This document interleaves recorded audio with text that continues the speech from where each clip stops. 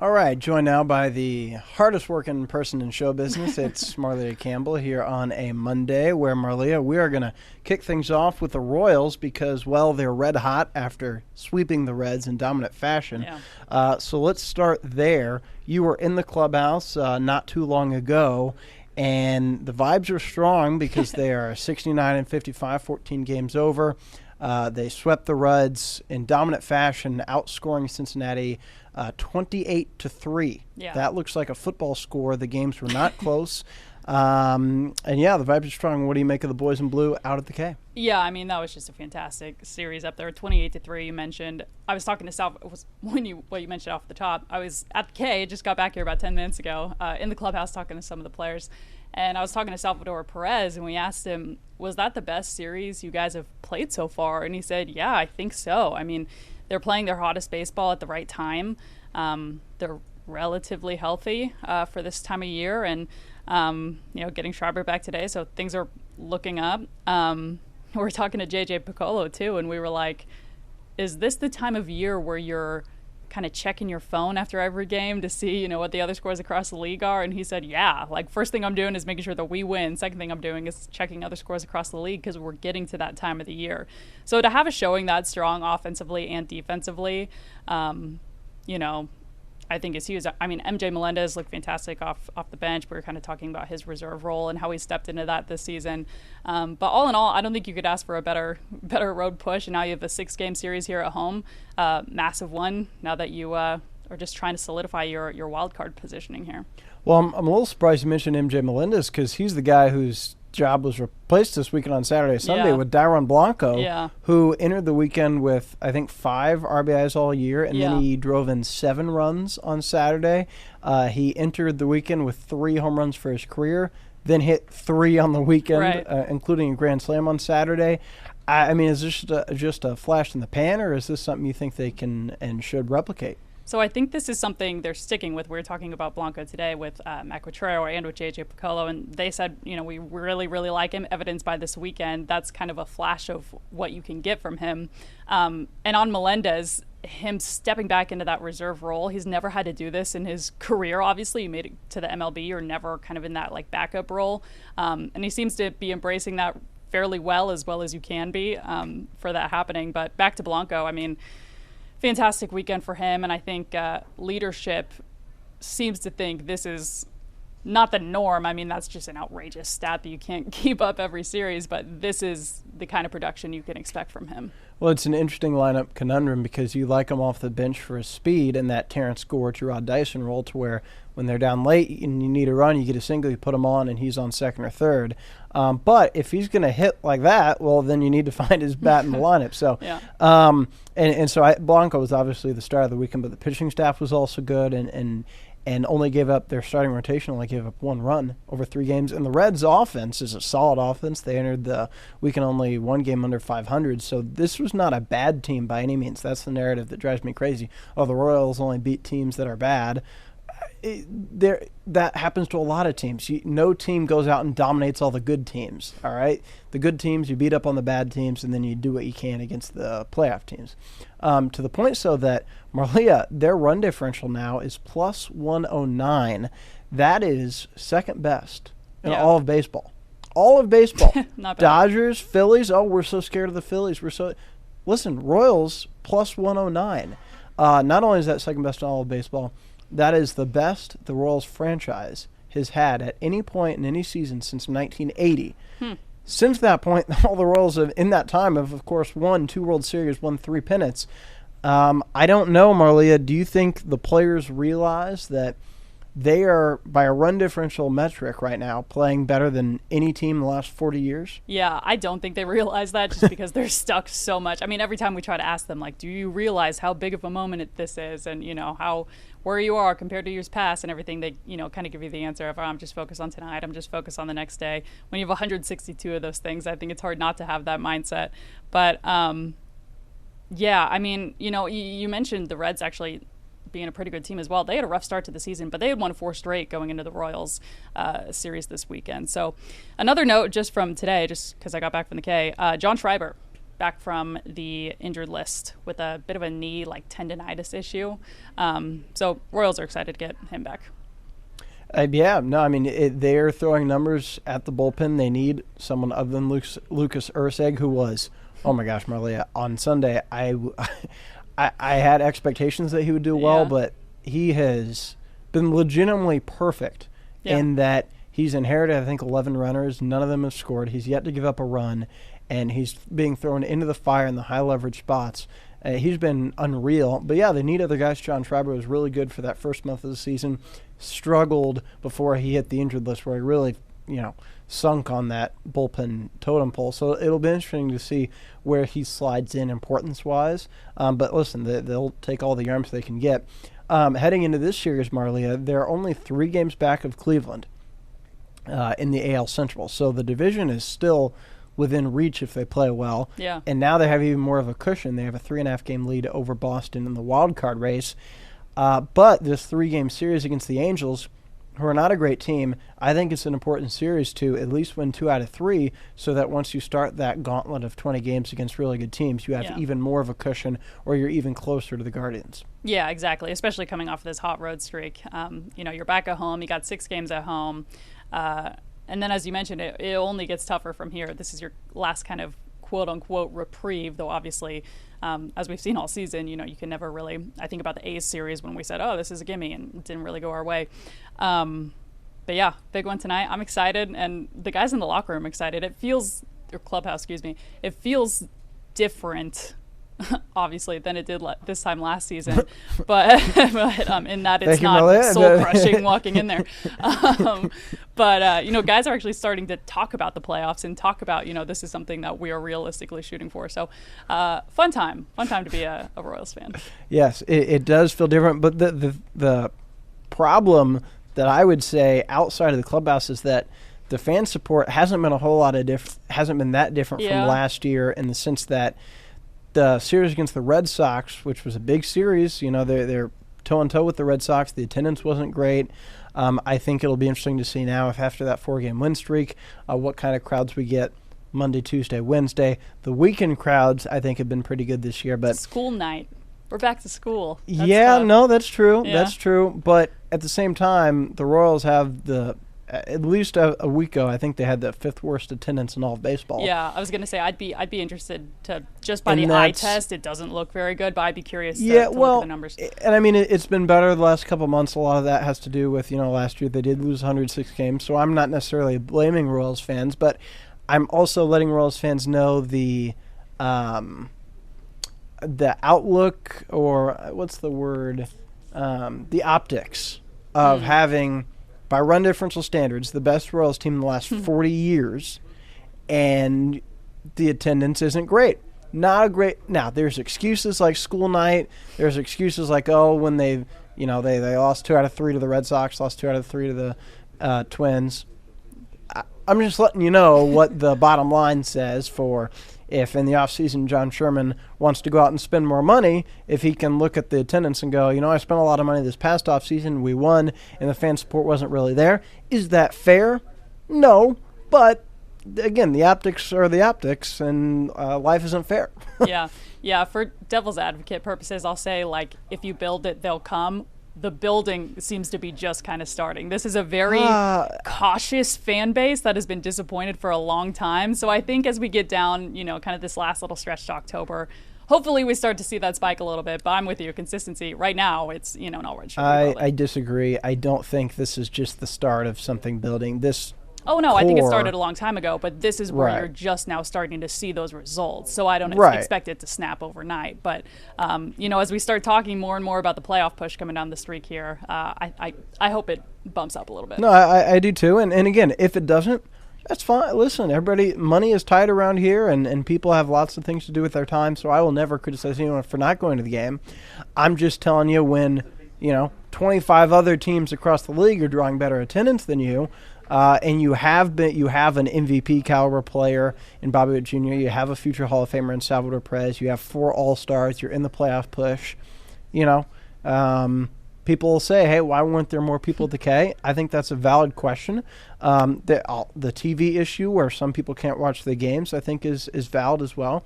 Also, the ballpark being in the middle of nowhere, that adds to it as well. When that's part of the reason why John Sherman wanted to build a ballpark where more people could just walk up and help attendance. So, Royals fans, if you love Kauffman Stadium, maybe show that you love going to Kauffman Stadium. Listen, I'm kind of being on the extreme a little bit. I love Royals fans. I think Royals fans are great. It's just something I'm telling you, they're talking about at Kauffman Stadium, and they're talking about the rest of baseball, about Kansas City's viability right now as a baseball town. So what we do know is that Chiefs fan support is Good strong, yeah. and rightfully so. They, of course, have had a bit more success than the Royals of late. However, Marleah, the sky is falling. They're 0-2 in the preseason. Oh, no. What the heck happened on Saturday? No. Let's talk about Saturday, though. You were there. Your top takeaways from Arrowhead. Yeah, well, preseason is what preseason is, but the highlight was obviously the behind-the-back pass from Mahomes to Kelsey, which was just ridiculous. And it was one of those things that we've been waiting for a long time, so that was kind of fun to finally see. Woke the crowd up a little bit at Arrowhead. It actually thinned out pretty quickly in the second half. The starters played 2 series, maybe some of the, I think the line might have played an extra one, but after that, they went to second string. At halftime, a good chunk of the sunny side of the stadium had dissipated. But, winners from that day, Xavier Worthy getting his first touchdown at Arrowhead. That was absolutely massive. I thought Carson Steele proved that his performance in Jacksonville wasn't an outlier and that he could be a legitimate, he's been solid blocking. He's able to get good he's able to rush and get short yardage situations. He had a couple of big pickups. He had a nice return. So I think Carson Steele might have solidified his name on the final 53. We'll see. 8 days from now is when the roster cut deadline is. So those are my 2 winners. I could point to a couple others, but the biggest quote-unquote loser of the day, I think, is Kadarius Toney getting double flagged on his first preseason snap. And this is a guy where they're really, really evaluating, can you get on the same page as Patrick Mahomes? Can you clean up some of those mental errors? So for that to happen to him and then to not do anything offensively, I think he only had 2 targets, but that was pretty disastrous in my mind for him. Other than that, you made it mostly unscathed injury-wise. James Winchester dealing with that shoulder issue. He ended up coming back in. But he was out of practice today, just kind of resting it and stuff. But that's the big win for a preseason game, to leave relatively healthy and move on to the next one. Yeah, it wasn't a win, but there's still lots of positives. Marleah, not captain of the Kadarius Toney fan club, by the way. After a while, this has been a big topic for you for a while now. Well, preseason, June, I was saying, man, this is Kadarius Toney's camp. He equally could have come out and crushed it, and we would have said, oh, yes, this is the Kadarius Toney that was drafted in the first round. This is the Kadarius Toney that the Chiefs signed. It said, actually, I think we're getting a steal here. To Giants fans, probably warnings otherwise. But I think he's had a disappointing camp. Part of that out of his control due to, the injuries he suffered. He had an ankle issue. At this point, that's part of his It's part story, of it. Yeah, unfortunately, it's part of it. Yeah. And then secondly, when he was healthy, he just hasn't performed very well. That double flag was just very painted a picture, I think, of the Chiefs' issues with Kadarius in a very talented and deep wide receiver room. So I'll be interested to see week from tomorrow. Which we were kind of saying that last year with Amir Smith-Marset also, as someone who got cut, and he had a really good preseason, and then it quickly dissipated. So we take it all with a grain of salt. But as we look to the preseason finale, other than Kadarius Toney, is there anybody that, because this is the most... This is your last chance. Well, yeah, but it's also the most worthless preseason game in the sense that, I don't even know if how much Carson Wentz will play. Andy Reid... Andy Reid has been lockstep this preseason. He says they're going to go quarter by quarter. They play one drive. That's happened every year for a handful of years. Yeah. They said stars can get the first half. That's happened. Yeah, and they never see the second quarter. Yeah. And Patrick Mahomes and the Chiefs starters have not played in the final preseason game since 2017. And he said they're probably not going to play on Thursday, which is Andy Reid's speak for there is absolutely no chance they're going to play on Thursday. I guess it's news. We're a news station here. That's not news, all right? If you're expecting to see Patrick Mahomes on Thursday. Been news had he been playing on Thursday. So I don't think this is one where you can say, oh, yeah, I want to see this, and this, and this. But as you said, it is still the last opportunity before they take the field against the Ravens. to get anything done. Yeah. And so with that in mind, knowing that the key contributor to this of this team won't be out there, is there anyone other than Kadarius Toney that you will specifically be watching for? Yeah, well, Trent McDuffie was talking today that the starters are focused on the Ravens. I mean, Ravens prep has already begun. This is the last opportunity for those kind of on the radar guys, on the bubble guys, ahead of the roster cut deadline, because that is coming up on Tuesday, the 27th. Tuesday. But it's also week from tomorrow. Yeah, I was like, let me do my math. It's also a massive opportunity, not just for guys trying to make the 53, but for guys to get tape on film to show other guys, or other teams across the league. McDuffie was saying today, hey, if we don't take you, there are 31 teams across the league who are watching this footage. So now's your chance to have a Carson Steele performance and show, hey, I can produce at this level. So as far as specific guys go, Andy Reid has said we have a lot of young guys, so we're excited to, kind of see them a little bit more. We're not going to see, I doubt we see Kingsley. Obviously, we're not going to see Kingsley Suamataia, one of the starters. Maybe we'll see Jared Wiley a little bit more. I would probably think to see Jared Wiley. That I'd surprise me if he didn't play at all. Yeah. I mean, and even with Kingsley, like the rookies, I think Xavier Worthy's probably, but even him, if they played him, I would say, okay, I understand that, getting reps in that stadium where, I don't think they will. I would understand the logic if they did. Right. But I think especially with the Hollywood Brown injury kind of in the that's true. Recent history, I don't think they'll even remotely take that chance. But I mean, there's, the second cornerback position battle. We're going to see Jalen Watson. Yeah. He has been out with a shoulder injury, so he's going to be back. So that's going to be one to watch because that's still fluid. It's actually interesting because defensive coordinator Steve Spagnuolo said a couple weeks ago at camp, we don't want – this was Dave Merritt, the DB's coach. He was saying, we don't want a couple guys – fighting for that spot all season, and they're looking over their shoulder was the verbiage he used as, am I going to lose this CB2 spot? But Andy Reid said today we might be doing it by committee. So that's kind of the blurry. I think they will, yeah. Yeah, that's been kind of the blurry position group that hasn't really, untangled and kind of clarified over the course of camp. I mean, a couple, Josh Williams is obviously a front runner for that. But Nazi I don't Johnson. think that's something they can't deal with because that's what they've been. Like Jalen Watson and Joshua Williams have been rotating oftentimes series by series as at that point in time as the number 3 corner. Yeah. But I don't think it's like, oh, now I'm going to be out of rhythm because I'm not playing every series. Well, they weren't before. Yeah, I'll say it is a different mindset. This is kind of a tough comparison, but I play Division I college basketball. You're more likely to shoot threes if you know your next miss doesn't mean you're going to get subbed out and replaced. There's something to be said about knowing that you lock down the second position and, it's not kind of a game-by-game trial basis, which I think is what Merritt was alluding to. Mm-hmm. But, yeah, you're right. I mean, in the past, they've had this kind of young DB group running by committee, so that's certainly an option, but I don't know. We'll see. That's the one position group that hasn't really. Well, the depth isn't great. Yeah, the depth is. Which is a good problem the to have. depth isn't proven.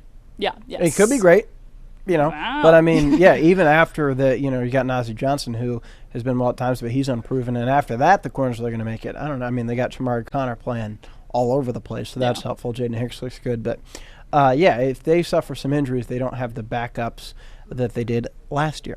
All right, a couple other news and notes from today that we want to give some love to. Luther Burden, Marleah, is, in case of the hype, I saw a mock draft where he was projected to be the 3rd overall pick next year in the NFL draft, which, again, maybe. I knew he was going to be a top 10 pick, but number 3, I was like, man, that's pretty high. But, I think he's worth it. He's that kind of player.